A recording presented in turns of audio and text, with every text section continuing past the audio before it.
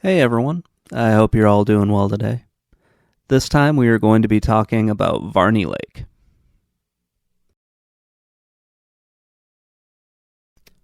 The main story is split between 1954 and 1981. There are also some hints of something happening in 1966, and if you go through some of the other stories on this, then you'll get more backstory for at least one of the characters. The main story follows three people. You have Jimmy, Christine, and Lou. They're going to be your narrators for most of this. However, most of the story is going to be taking place in 1954 with three people, Jimmy, Christine, and Doug. They are spending a summer at a place called Varney Lake, which, yes, I know is a reference to vampires. That's kind of where this story is going. Jimmy and Christine are going to be our main narrators while the story takes place in 1954. This is a place that these three have been going to quite a bit. You get at least I got the idea that they've been going there for at least 4 or 5 summers now. It's kind of cool to have something like this because it reminds me of going to other lakes and whatnot when I was a kid. Somebody, usually a family member, would rent out a cabin. We would go there and spend a few weeks in some small town. So that was kind of cool to get a story like this. Thankfully, there were no vampires there or bullies. While the story's going on, we get a lot of information about these three. Doug and Christine are related, and Jimmy is their friend. Jimmy is kind of interested in Christine, but Christine has a boyfriend. All of these kids are pretty young. I think Doug is the youngest, and he's either 12 or 13. So, yeah, I think all the ages are roughly between 13 and 15 for these kids.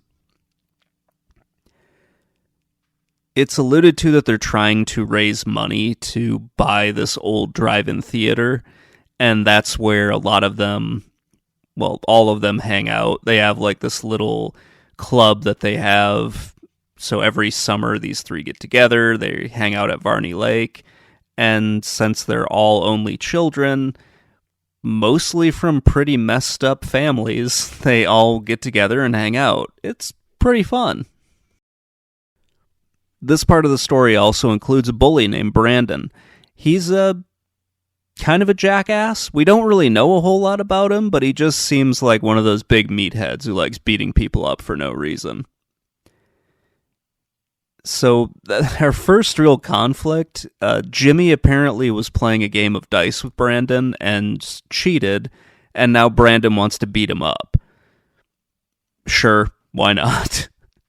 So the three of them run away from Brandon. They end up at a place, a part of Varney Lake that they haven't normally been to, and they find a vampire in this old, farmhouse/barn. And then they block off all the lights so that the vampire doesn't die because it's around noon. This is where things started to take a bit of a turn for me because I was kind of oh, okay, why? Why are they helping this vampire? But, whatever. It makes the story a little bit more fun if you don't think about it too much. So they save this vampire's life, and the vampire ends up drinking the blood of a deer that he lures into the now darkened farmhouse that he's in. Sure, why not? He also kind of befriends these three kids because they saved his life, and then they just kind of hang out with a vampire for the rest of the summer, which is interesting. And the vampire kind of becomes this protector of Doug, which is, yeah, I guess it's kind of cool. I mean, I would like to have a vampire that would just fly around and protect me when I was 13, but yeah, whatever. That just wasn't in the cards here in reality.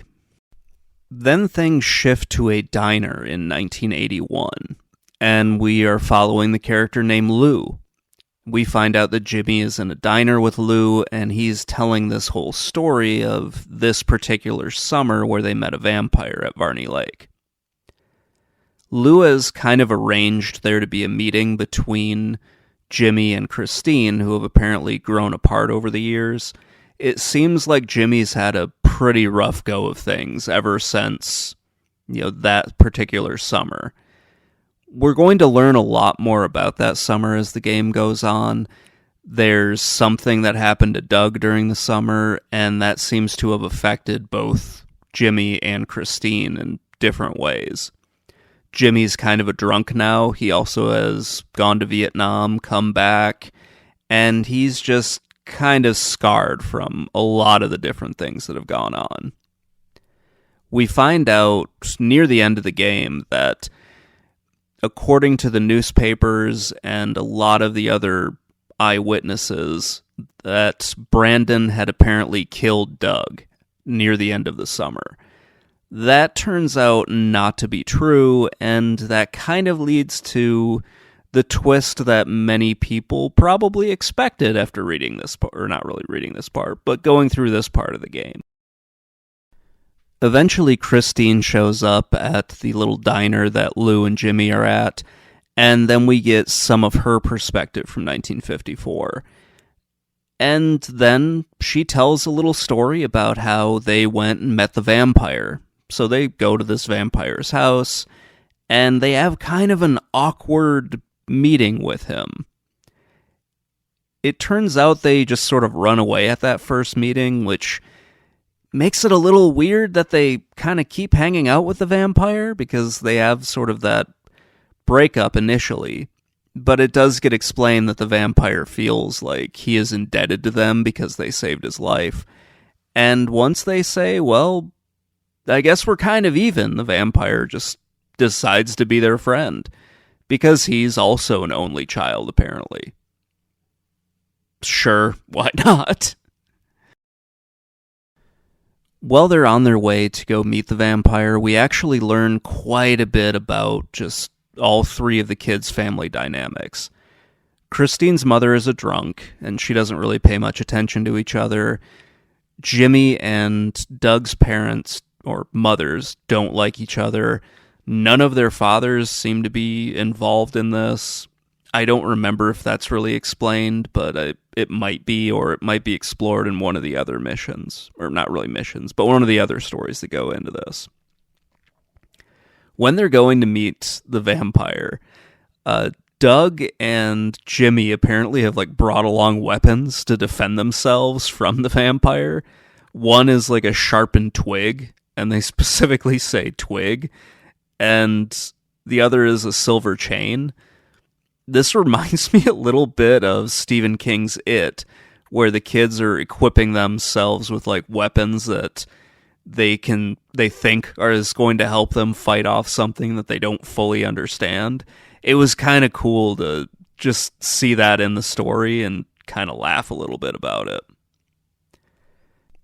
After the dinner with the vampire, we switch back to Lou again. This happens a lot during this game, where you get a little bit of information and then you jump back to the diner. So Lou is apparently writing a book. He's a little bit unsure of really what he's doing. It's kind of like he's lost confidence. We kind of learn a little bit about Lou throughout all of this, but I'm pretty sure his character gets explored more in one of the side stories. There's also somebody watching them while they're having this little meeting in the diner. His name is Xantos, I think, and he's a goat man. So that's a thing that happens in this game. You just have a random goat man staring at people, which is weird. Really, really weird, but whatever. We don't learn a whole lot about what's happening with Lou and Xantos in this story. That is for another time. So we bounce back and forth between Jimmy and Christine's perspectives, and we spend a lot more time with the kids, kind of hanging out with the vampire. It's pretty fun. The vampire, tells them different stories, and that's kind of interesting. I sort of like that part. There are also like little games that the kids play that I'll get more into with the gameplay section, but they kind of have something to do with the plot, I'm pretty sure. So if you do well, or if you complete some of the little challenges that are in this, then you'll probably get more plot points, or you'll change the ending in some way. That's all speculation on my part, because I didn't do very well, and I just wanted to kind of see what happens at the end of this. But we do find out one thing that is very interesting from these. Apparently the vampire has visited Brandon at some point, and Brandon is just really messed up for the rest of the game. Like, he is... Like, all of his friends have just abandoned him, and he's kind of wandering around like a bit of a zombie. He ends up getting his ass kicked at the end of summer, and, he pisses himself because he's afraid. All the other kids have gotten together and just beat the shit out of him. And then he confronts Doug for some reason that we're not entirely clear, and he basically beats Doug to death. Then the vampire shows up and kills Brandon, and the vampire turns Doug into a vampire. So now Doug is a vampire kid. Yeah, that's kind of fun. Lou breaks the news of what happened to Jimmy and Christine and lets them know that, hey, Doug's a vampire kid, and this book that I'm interviewing you for is actually a biography about Doug. So they find out that Doug is still alive, kind of. I mean, he's a vampire, but I guess he's still alive. And the two of them leave the diner, and Xantos ends up following Jimmy.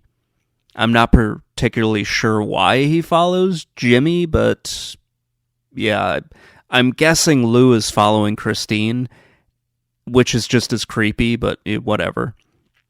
So Jimmy goes off and he's wandering around, and we learn a lot more about him, like how his life basically fell apart, and he's sort of really, really down on everything. And Jimmy's just sort of wandering in the rain until he eventually makes it back to Varney Lake, and he makes it to the abandoned drive-in theater that they wanted to kind of buy when they were kids. Turns out Doug owns it now, so that's kind of cool. It's not open yet, but Doug owns it. He then makes his way in there, and he finds Doug still a little vampire kid, because vampires don't age after they've been turned, at least not in this world. And he basically gets into a shouting match with Doug. Unfortunately, the vampire is still protecting Doug, the vampire from the very beginning, the one that's been all throughout the entire game. And it thinks that Jimmy is attacking Doug, so it swoops in, knocks Jimmy away, and Jimmy ends up getting impaled on something. I'm not really sure what he gets impaled on. It's been a few days since I played this. So Doug goes over there, and then the screen fades to black, and if you watch all the way through to the credits, you find out that Doug has turned Jimmy into a vampire, and they're just kind of buddies now. I'm sure on other playthroughs you'll get different endings. I haven't gotten all of the endings yet or really explored all of the content for this, so I don't know what happened to Christine or what's going on with Xantos when he lost Jimmy or what's going on with Lou. So that'll be something that I could probably explore at some other point, but it is a fun little game. It takes about an hour and a half to 2 hours to play through, probably closer to an hour and a half, since most people aren't going to be stopping to take notes on all of this. This is a visual novel, so a lot of what you're doing is just making dialogue choices and occasionally playing some fairly simple minigames. These minigames do contribute in some ways to the plot, because you do have a series of things that you need to accomplish, or some things that you can accomplish, I should say. There's a little card game that was fun. I guess it's alright. Doug kind of creates a bunch of little games throughout this. I didn't explore that as much as I probably could, but I think there are just more card games that you can play, or it just gives you a few more cracks at the one that you have in front of you. It does remind me a little bit of like some of the games that my friends and I would come up with, just kind of time waster games where we would make up the rules and refine them, or just little games we would create while we were kids and running around and playing. There wasn't any internet and we didn't always have access to video games, so we kind of had to use our imagination to come up with stuff. The fishing minigame just confused the hell out of me because I really didn't know what it wanted me to do. Like, it just really didn't make any sense to me. You're given all these little bars, and I thought you were supposed to line up what you're doing with the fish, and it just never made any sense to me. It just constantly annoyed me, so I never went back to it. And then there's like this cloud matching game that's really based off of timing. Almost all of these are based off of timing, with the exception of the card game. And they're fine. There was also one weird game that popped up when you're following Xantos for one brief moment. And it's kind of like a Simon Says game. I'm really not sure why it was there. And I don't really think it was all that great. It was kind of stupid.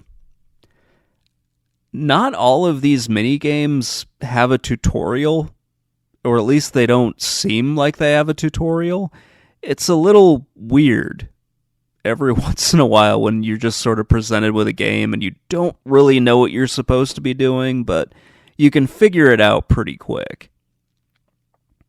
It would be fun to go back and play this and just see how closely these games are actually tied to the plot, and also see if I can actually do better than I did last time. Varney Lake has a cool art style. When you're back in the 1950s, everything's really bright and happy, like, you're just watching some kids go through their summer and have a great time and coming up with little games and playing and just doing whatever kids do. So you have a very warm atmosphere. There's a lot of, yellows, bright greens, light blues. Everything just looks kind of warm, inviting, and happy. And then when you get to the 1980s, everything's dark and depressing, and it's raining, and it really sort of reflects how the characters are in the 1980s, where their lives haven't really gone the way they wanted, and now they're just sort of depressed. It is a cool contrast to see those, just, how they had so much, I guess optimism back in the 50s, and then when these characters grew up and made it to the 1980s, they were just kind of crushed under the weight of life, or crushed by the loss of their friend Doug, because they thought he was dead for 30 frickin' years. The game's art style really reminds me of playing stuff like Oregon Trail or Carmen Sandiego back in the late 80s, early 90s, especially on like older computers like the Apple IIs that were at my school, and also the older IBMs that my friend Andy had. It's just a really nice way to have a game presented to you, and it works really well for a visual novel like this. Playing Varney Lake made me think back to just some of the summer vacations I had, and also back to like playing older computer games. It was a really fun game to go through, and yeah, I'm kind of looking forward to playing some of the extra content and just seeing the other parts of the story that I missed. I wish this was a longer game. I wish all of the stories weren't kind of like pieced out into different comic book style sections on the main menu. I wish they were all sort of in there as one, with the exception of the side stuff for Lou. That, I don't know, that kind of feels a little bit different. But I had plenty of summers that really felt like the summer that we were reading about at Varney Lake, minus the vampire, obviously. But it was just kind of cool to read through this. This is a really great visual novel. It isn't really all that scary, but it tells kind of a fun story that has a few creepy moments in it. The mini games are okay, but I would have liked it more if there was something besides just kind of timing events with vague tutorials. And maybe that's just on me for not picking them up as fast as I could or something along those lines. And yeah, I could probably put more time into those on like the next playthrough or something like that. Anyway, that's going to wrap things up. Let me know what you think in the comments below, and I will talk to you all later. Bye.